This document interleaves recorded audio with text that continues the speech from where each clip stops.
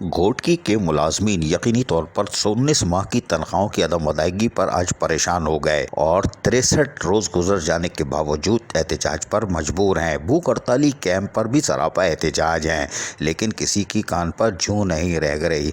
लेकिन अब उन्होंने वाज़े तौर पर ऐलान कर दिया है कि 25 अक्टूबर को वजीर बल्दियात नासिर हुसैन शाह के घर के सामने धरना दिया जाएगा और एहतजाज किया जाएगा और वहीं पर भूख हड़ताल भी की जाएगी। बिल्कुल सही और दुरुस्त फैसला किया है वजीर बल्दियात नासिर हुसैन शाह। यकीनी तौर पर इस मामले को अब संजीदगी से देखेंगे और उनको देखना भी चाहिए। घोटकी म्यूनिसिपल के मुलाजमीन गुज़िश्ता 19 माह की तनख्वाह से जहां महरूम हैं, वहीं अब उन्होंने ऐलान किया है कि 11 अक्टूबर बरोज़ पीर को All Pakistan Local Government Workers Federation की जानिब से हैदराबाद में जो प्रोग्राम का इनेकाद किया जा रहा है, उसमें जनरल सेक्रेटरी सगैगा मोहम्मद अकरम राजपूत और दीगर रहनुमाओं से मिलकर यकीनन अपने जायज़ मुतालबात और हुकूक की जद्दोजहद में जहाँ शुक्रिया अदा किया जाएगा, वहीं वज़ीर बल्दियात नासिर शाह के घर पर धरना देने की तारीख का भी ऐलान करेंगे।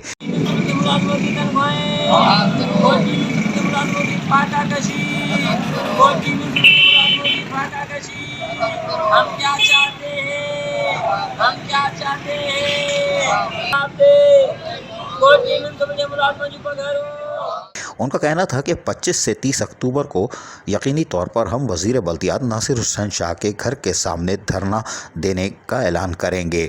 घोटकी लोकल गवर्नमेंट मुलाजमीन का कहना है कि जब तक तनख्वाहें अदा नहीं की जाएंगी, धरना जारी रखेंगे। उन्होंने कहा कि 63 दिन यानी 60 और 3 जी जब कर ले तो 63 दिनों से एहतजाजी अलामती भूख हड़ताल कैंप पर बैठे हैं, मगर सिंध गवर्नमेंट का कोई भी नुमाइंदा इनके पास नहीं आ रहा और कह रहे हैं हंसते हैं, चीखते रहो, चिल्लाते रहो, कराची बहुत दूर है और लोकल गवर्नमेंट को फुर्सत की नहीं, क्योंकि सेक्रेटरी बल्दियात आजकल पानी और 100, 200, 300 रुपए जमा करने के इजलास में शरीक हैं।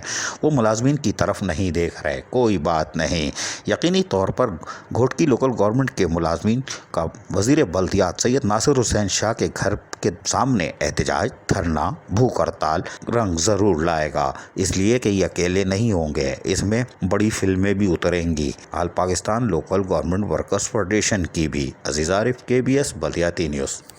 ऐसी ही खूबसूरत वीडियोस फ्यूचर में हासिल करने के लिए रेड बटन पर क्लिक करके और बेल आइकॉन को प्रेस करके हम सबके सब्सक्राइबर बनना मत भूलिए।